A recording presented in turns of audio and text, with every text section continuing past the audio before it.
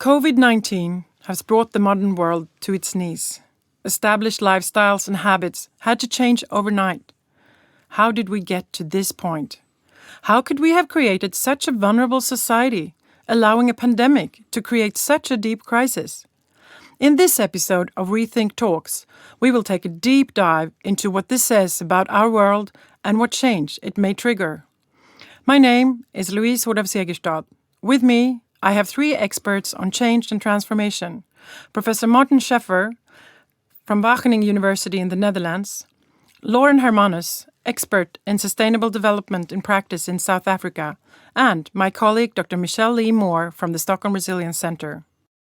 Welcome to Rethink Talks.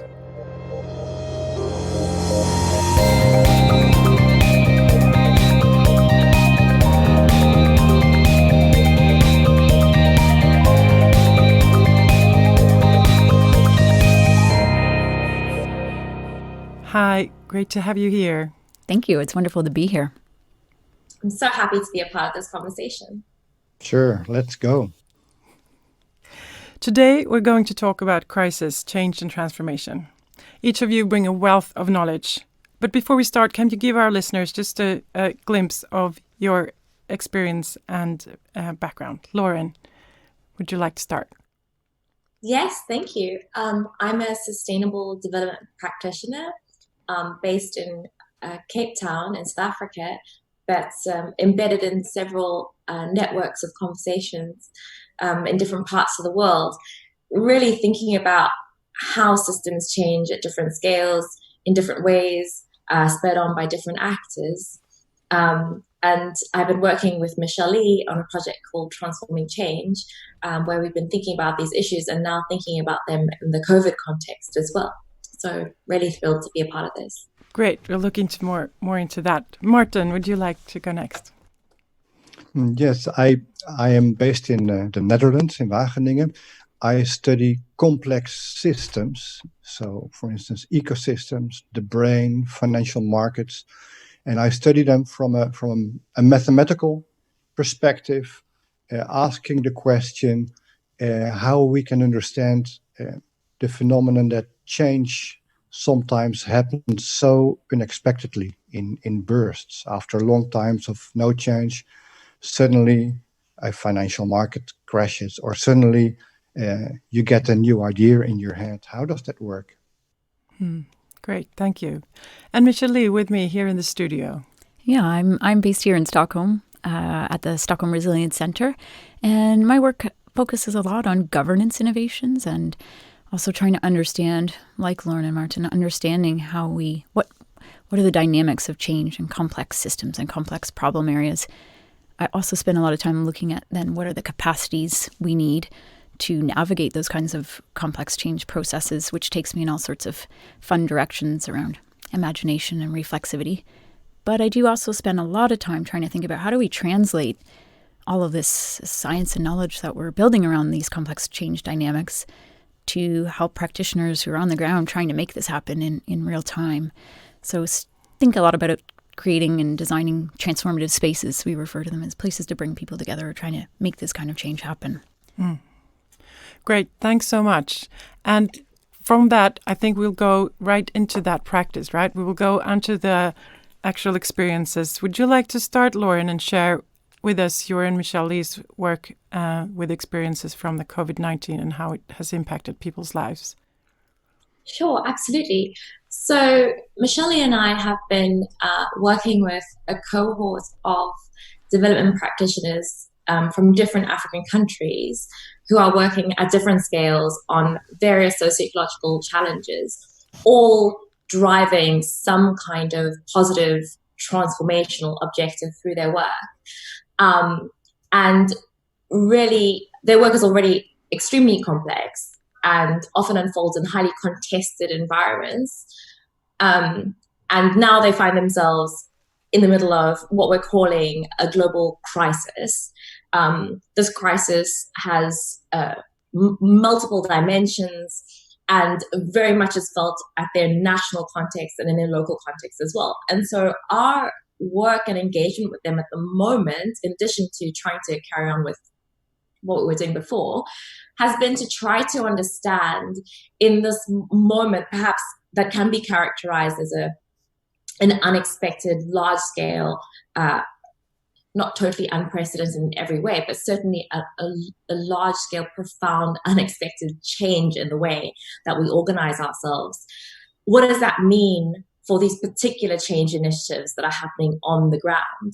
And I think the results have been, well, they're still unfolding, but certainly our experience of engaging with these change makers has been one that there's a profoundly personal, deep, emotional component to navigating this context at the moment, and that the split between people's personal lives and the way that they live with their families and in their communities, and the work that they're trying to do out in the world external to that, that line has become really blurred. And so people find themselves reconfigured within their personal systems, within their organizations that we're working in, and then also find the entire context for the programs of work that they're undertaking reconfigured as well. So there is this interesting shift that I've observed where, when people kind of look into the future and think about how their work is going to affect change going forward, there has been in the past a sense that the immediate context and the near future is relatively well understood, but what will happen far into the future is not very well understood. What's happened at the moment, because of the multiple uncertainties that have been introduced as a result of COVID, there is a sense that actually looking a little further into the future, there are some longer-term patterns that are giving people a sense of certainty and an ability to navigate the present. And actually, the present moment is what feels really, really uncertain and extremely overwhelming. So that's just one of the dynamics that we've noticed in engaging with people. But there have been multiple aspects to that.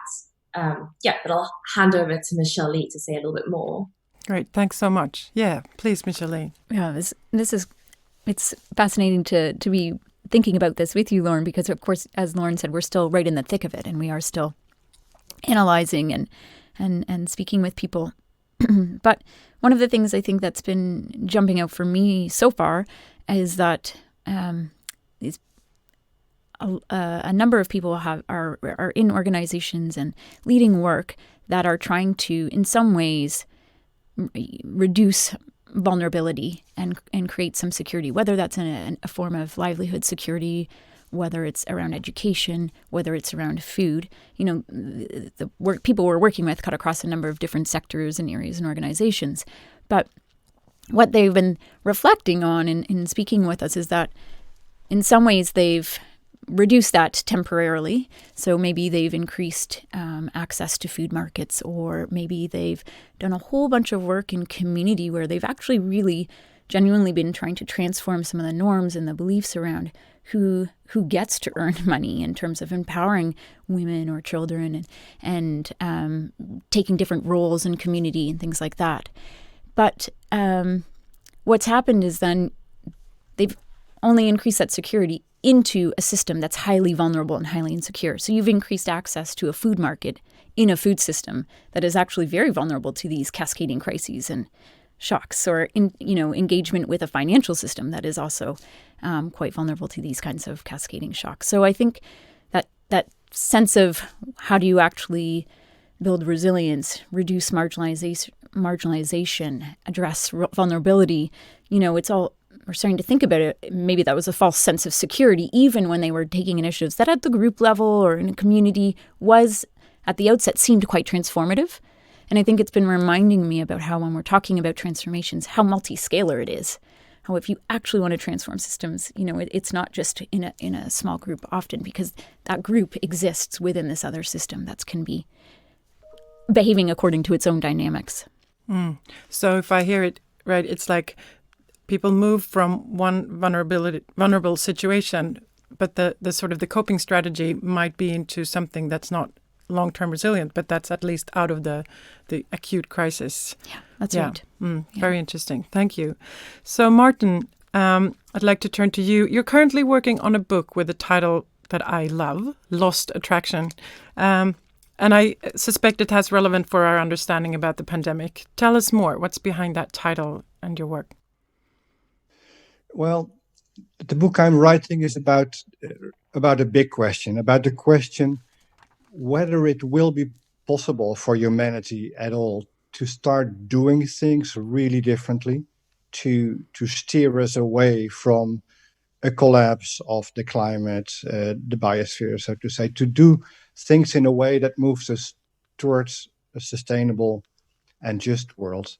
So what will it take, so to say, to break our love affair with the way we run the world, our love affair with the things that we think we want?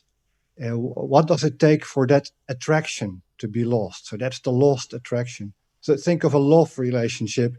It can be really hard to break up sometimes, even if at some point you see that the relationship is destructive and leading nowhere.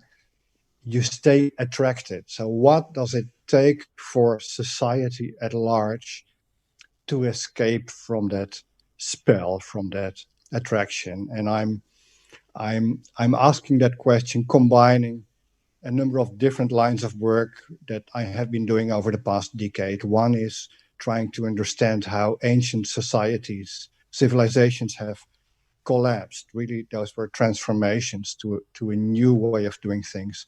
I'm also bringing in the mathematical theory of attraction. In mathematics, we know that there exist attractors. That's a technical term for something that the system gravitates to.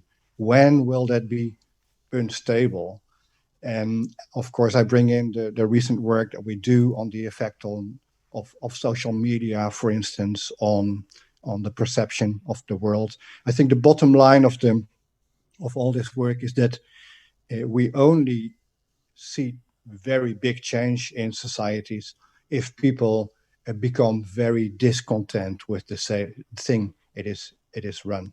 And what I find really interesting about the pandemic response is that there are so many things that we thought we could never change. It's too expensive to do something about the carbon. We have to keep the economy running. We cannot really do this and that. And now you see suddenly a response all over the globe where things become fluid, and actually we can do things differently. So I find that a very interesting connection from the point of view of what I'm working on. Thank you. And with these both on-ground experiences and reflections at the largest scale from Martin, I'd like to ask all of you if you see well, of course there will be multiple, but a deeper structure, one each maybe, but if you could say something about what do you see is the deeper structure that we ended up here. Would you like to start, Lauren? Yeah, absolutely. The one thing that often occurs to me when we speak about change and changing as a society is, who is that society? Who's that like emergent we that is changing? Sometimes when I think about, the changes that need to come about in society and that we as a society have to change, I think, well, that is a very difficult question because even who we include in that we or what that we is that must change, I think is like really poorly defined and covers over, I think, a lot of the complexities around who has power and who gets to, have large degrees of agency over these micro decisions that we're told are so impactful. So now, a whole bunch of us, and myself included, have had to cancel international travel, for example. And this is something that we thought would be really difficult to change, but now it's changed. This is completely irrelevant to many of the people that I work with, and certainly with many of the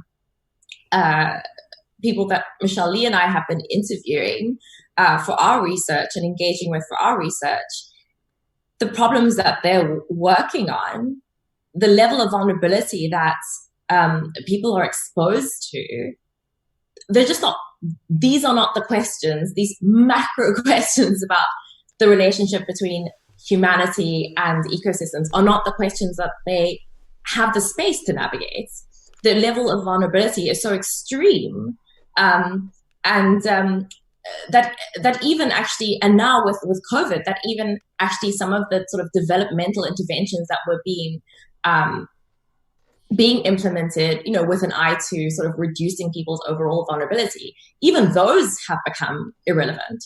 I think at the basis of that, for me, is the fact that the we is highly contested. Humanity and the idea of humanity and the idea of humanism that underpins so much of our thinking in the developmental space is an empty, impoverished, and I would argue becoming to be almost entirely useless conception of humanity. I really love this reflection. It reminds me the discussions I had with my son, who is studying humanities, about the term Anthropocene, and he was rightly making me aware of the load in there. Is like the world changed and humans did it. And who are humans? Who changed the world? It's not everyone that had an equal effect, of course. And still, so I'm very much aware of that heterogeneity, and I'm just wondering, what will it take for this heterogeneous world with lots of power relationships, indeed, to make a big change, the big change we need if we want to avoid some big trouble. We wrote a paper earlier this year, actually, concluding that in 50 years, by 2070, we expect about 1/3 of the human population to be forced to move because of climate change. That's huge. That's 3 billion people. Those are not the people mostly that caused the climate change. Those are people in the global south and that are the poorest in the world. They will have to move. Mass migration will be part of our future. And then you see the power again playing out. What will happen? Will the rest of the world, the rich countries, try to close their borders, try to keep that out, and say, "Well, we're doing fine"? That's impossible. Probably you will see migration anyway happening in unpredictable ways. So we have to think how to solve that. Where should people go? And then it becomes very close. And I think that kind of pressures, COVID is a little illustration of how we can actually change. I think when pressure is up, it will hit us all, because nobody can escape from the tension that will arise from that. And we're all in the end in the same little spaceship Earth. And that may put pressure, make the pressure high enough to really cause change. Because if you think of it, incremental changes in a bit of that, fly a little bit less, do a little bit, become a few people becoming vegan or so. It's not enough. It doesn't add up. We need big change. Michelle Lee, what are your thoughts now, either on the deep structures or we're moving into the actual change? Yeah. I mean, my mind is where what Martin has just said, and I think if those statistics predictions are come true, I mean, it just makes me think of how a mass number of people being severed from their home, their identity, their livelihood. I mean, this just what it reminds me of is these when we talk about what it actually takes to transform these deep structures, but also what do we want to protect, right? I think there's a lot like in that identity and that connection between the social, the ecological, the human, the non-human. Not only needs to be protected, but actually we want, if this transformation is to be more sustainable, more equitable, I mean, we need to really grapple with what that looks like and how to get there peacefully and in ways that uphold what we're talking, like, we talk about the sustainable, equitable future, but the process of getting there needs to also be sustainable and equitable. And it reminds me of the work of, it's a Nicaraguan social psychologist, Dr. Cabrera, and she's been doing a lot of work around these contexts, referring to them as multiple woundedness, right? So you take in something like COVID, and there is a real woundedness. I mean, there are people all over the world who have lost people to this virus who can't go through normal rituals of grieving. And likewise, a whole bunch of people around the world who are going through moments that you would normally celebrate socially, who are also, have had a complete loss there. But then you layer it in on these contexts and these deeper structures that Lauren and Martin are raising, with their own path dependencies and histories and trajectories. You layer all that and you get this multiple wounded context. And it just reminds me of how much healing we're going to need to do, how critical that healing process is to actually transformation. Yeah, and I'd like to take another round if you want to say something on what you each one see as I'm thinking of the window. Is there a window for change now? Is there a window of opportunity? Has this crisis created that option, or where are we going? Lauren, if you'd like to start, please. So I don't know if now presents a particular window more than there has been before. I think there's always space. Whether or not your particular interventions end up having a really massive impact, one doesn't know. One doesn't have that kind of control, but one has to work as if they might. Yeah, when I think of that question of whether the crisis is a window of opportunity, I always find it useful to look from two different angles at such questions. One is the so-called normative and the other the positive. So that's the difference between asking what should happen, what would I like to happen, or what will most likely happen. If I think of the latter, then when you look historically, and that's a study we have recently done with historians going back to the medieval times, if you look historically at what happens in crisis, in general, you see that they are used by the ones that have most leverage to improve their positions. In general, that it enhances the positions of the most powerful, and you can see that now. You can see that some governments, countries that we think may be a bit evil are using it to enhance their grip. You see that in general, it is enhancing the wealth of a lot of the richest people in the world.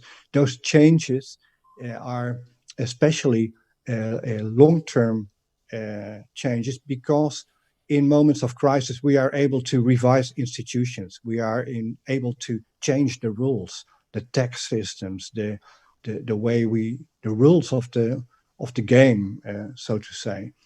And only historically, in situations where you saw that, so to say, the ordinary people were organized well in guilds, in organizations of workers, could they use the leverage to make this the situation more just institutionally. So I think then the situation will differ a lot between countries, both when it comes to the issue of social justice and inequality, and also when it comes to the possibility to have a green recovery, so to say. It's very much a matter of leverage, of who can change the rules of the game, who can affect the institutional response to the crisis. Thank you. Yeah, Michelle Lee. Yeah, I mean, I think there's always opportunity as well. I think we often, in the transformations research, have started using a term around that comes from Silvia Dorado's work around opportunity context. So there's sort of, the context sometimes seems more transparent. Sometimes it's a little more hazy. Sometimes you look out that window and it's thick fog. It's a lot harder to see how to get to the things you might need to navigate to in order to make change happen. But I think that opportunity is still always there. And I think from various studies, we found that, change moments like this are often absolutely critical to a whole bunch of activity that does create some type of transformative change. But two things from that is, one, who's going to take advantage of that opportunity and what kind of change? There is a dark side to that too, right? It's not always necessarily to this sustainable and equitable version. I heard a phrase recently about, the worst thing isn't that we just go back to business as usual, but actually it's business worse than usual. And I just thought that kind of stuck with me around a certain framing. But likewise, in some of our studies, we found, looking historically at various cases, that we also get transformations when there's been no crisis. It's not always that you have to have an absolute crisis in order to get some really key transformative kind of moments with lots of potential that end up cascading across different scales and leading to really different kind of pathways forward. So I think, whether this one is it or not, we'll learn. Yeah. Time will tell. Well, I'm sorry to say, but this conversation is coming to an end. It's been wonderful to talk to you, the three of you.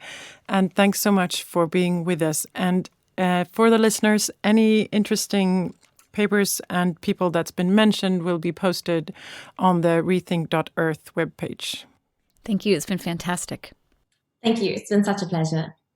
Yeah, I got lots of new ideas from this conversation again. Thanks.